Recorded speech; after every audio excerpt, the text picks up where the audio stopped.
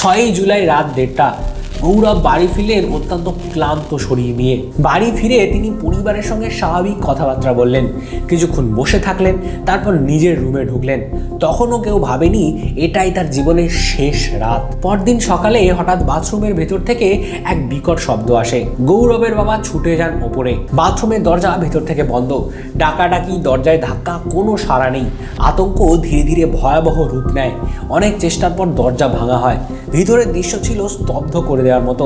গৌরব মেঝেতে পড়েছিলেন, নিথর, মুখ খোলা, শরীরে কোনো কাপড় নেই, আর গলার এক পাশে স্পষ্ট বাদামি দাগ। দ্রুত তাকে হসপিটালে নিয়ে যাওয়া হয়, কিন্তু ডাক্তার জানান তিনি অনেক আগেই মারা গেছেন।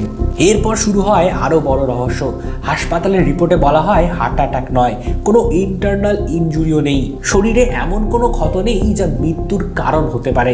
শুধু একটি ছোট কিডনি স্টোনের উল্লেখ পাওয়া যায়, যা মৃত্যুর জন্য মোটেই যথেষ্ট নয়।